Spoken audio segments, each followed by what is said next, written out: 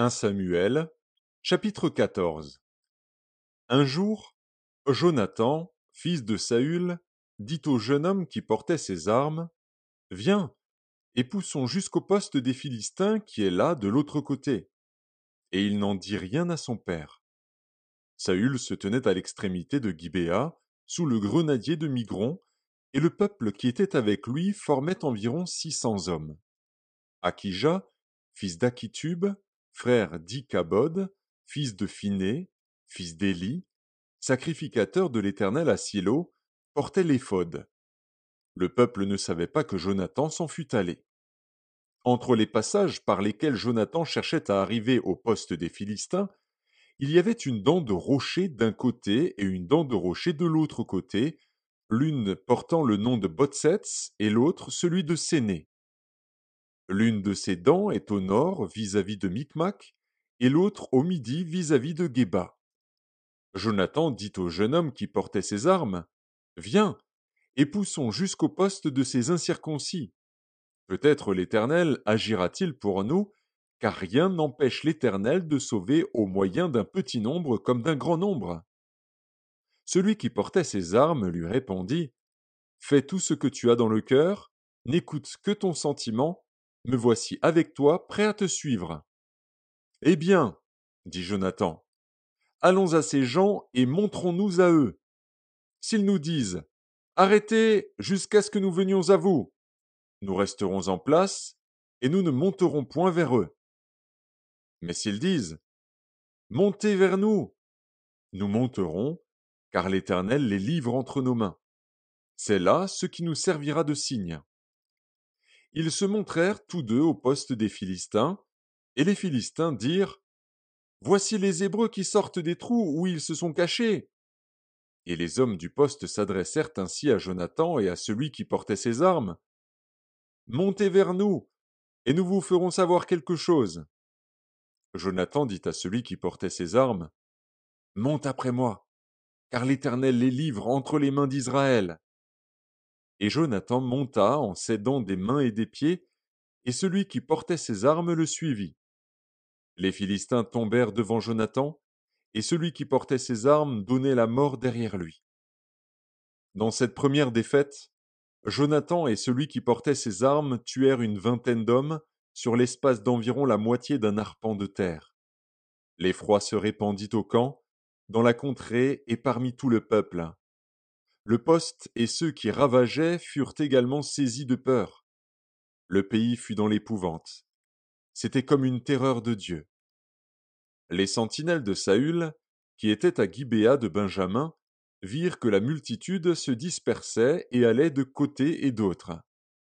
Alors Saül dit au peuple qui était avec lui, Comptez, je vous prie, et voyez qui s'en est allé du milieu de nous. Ils comptèrent, et voici, il manquait Jonathan et celui qui portait ses armes. Et Saül dit à Akija, Fais approcher l'arche de Dieu, car en ce temps l'arche de Dieu était avec les enfants d'Israël. Pendant que Saül parlait au sacrificateur, le tumulte dans le camp des Philistins allait toujours croissant. Et Saül dit au sacrificateur, Retire ta main. Puis Saül et tout le peuple qui était avec lui se rassemblèrent, et ils s'avancèrent jusqu'au lieu du combat.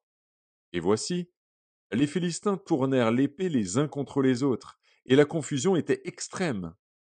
Il y avait parmi les Philistins, comme auparavant, des Hébreux qui étaient montés avec eux dans le camp, où ils se trouvaient disséminés, et ils se joignirent à ceux d'Israël qui étaient avec Saül et Jonathan. Tous les hommes d'Israël qui s'étaient cachés dans la montagne d'Éphraïm, apprenant que les Philistins fuyaient, se mirent aussi à les poursuivre dans la bataille. L'Éternel délivra Israël ce jour-là, et le combat se prolongea jusqu'au-delà de Beth-Aven. La journée fut fatigante pour les hommes d'Israël. Saül avait fait jurer le peuple en disant Maudit soit l'homme qui prendra de la nourriture avant le soir, avant que je me sois vengé de mes ennemis. Et personne n'avait pris de nourriture. Tout le peuple était arrivé dans une forêt où il y avait du miel à la surface du sol. Lorsque le peuple entra dans la forêt, il vit du miel qui coulait, mais nul ne porta la main à la bouche, car le peuple respectait le serment. Jonathan ignorait le serment que son père avait fait faire au peuple. Il avança le bout du bâton qu'il avait à la main, le plongea dans un rayon de miel et ramena la main à la bouche. Et ses yeux furent éclaircis. Alors quelqu'un du peuple, lui adressant la parole, dit: Ton père a fait jurer le peuple en disant: Maudit soit l'homme qui prendra de la nourriture aujourd'hui. Or le peuple était épuisé. Et Jonathan dit: Mon père trouble le peuple. Voyez donc comme mes yeux se sont éclaircis, parce que j'ai goûté un peu de ce miel. Certes, si le peuple avait aujourd'hui mangé du butin qu'il a trouvé chez ses ennemis, la défaite des Philistins n'aurait-elle pas été plus grande? Ils bâtirent ce jour-là les Philistins depuis Micmac jusqu'à Ajalon. Le peuple était très fatigué, et il se jeta sur le butin. Il prit des brebis, des bœufs et des veaux, il les égorgea sur la terre, et il en mangea avec le sang. On le rapporta à Saül, et l'on dit: Voici, le peuple pêche contre l'Éternel, en mangeant avec le sang. Saül dit: Vous commettez une infidélité. Roulez à l'instant vers moi une grande pierre. Puis il ajouta: Répandez-vous parmi le peuple, et dites à chacun de m'amener son bœuf ou sa brebis, et de l'égorger ici. Vous mangerez ensuite, et vous ne pécherez point contre l'Éternel, en mangeant avec le sang. Et pendant la nuit, chacun parmi le peuple amena son bœuf à la main, afin de l'égorger sur la pierre. Saül bâtit un autel à l'Éternel. Ce fut le premier autel qu'il bâtit à l'Éternel. Saül dit: Descendons cette nuit après les Philistins, pillons-les jusqu'à la lumière du matin, et n'en laissons pas un de reste. Ils dirent: Fais tout ce qui te semblera bon. Alors le sacrificateur dit: Approchons-nous ici de Dieu. Et Saül consulta Dieu. Descendrai-je après les Philistins? Les livreras-tu entre les mains d'Israël?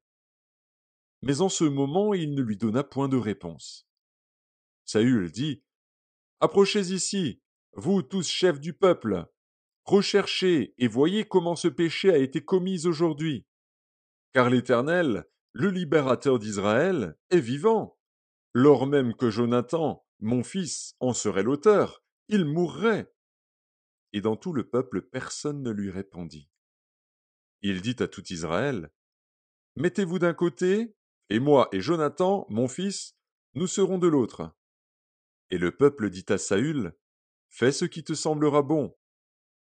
Saül dit à l'Éternel: Dieu d'Israël, fais connaître la vérité. Jonathan et Saül furent désignés, et le peuple fut libéré. Saül dit: Jetez le sort entre moi et Jonathan, mon fils. Et Jonathan fut désigné. Saül dit à Jonathan: Déclare-moi ce que tu as fait. Jonathan le lui déclara, et dit: J'ai goûté un peu de miel, avec le bout du bâton que j'avais à la main. Me voici, je mourrai. Et Saül dit: Que Dieu me traite dans toute sa rigueur, si tu ne meurs pas, Jonathan. Le peuple dit à Saül: Quoi? Jonathan mourrait, lui qui a opéré cette grande délivrance en Israël? Loin de là! L'Éternel est vivant. Il ne tombera pas à terre un cheveu de sa tête, car c'est avec Dieu qu'il a agi dans cette journée. Ainsi le peuple sauva Jonathan, il ne mourut point. Saül cessa de poursuivre les Philistins, et les Philistins s'en allèrent chez eux. Après que Saül eut pris possession de la royauté sur Israël, il fit de tous côtés la guerre à tous ses ennemis, à Moab, aux enfants d'Ammon, à Édom, au roi de Tsoba et aux Philistins. Et partout où il se tournait, il était vainqueur. Il manifesta sa force, battit Amalek, et délivra Israël de la main de ceux qui le pillaient. Les fils de Saül étaient Jonathan, Jishvi et Malkishua. Ses deux fils s'appelaient l'aîné Mérab et la plus jeune Michal. Le nom de la femme de Saül était Akinoam, fille d'Akimaats. Le nom du chef de son armée était Abner, fils de Ner, oncle de Saül. Kis, père de Saül, et Ner, père d'Abner, étaient fils d'Abiel. Pendant toute la vie de Saül, il y eut une guerre acharnée contre les Philistins. Et dès que Saül apercevait quelque homme fort et vaillant, il le prenait à son service.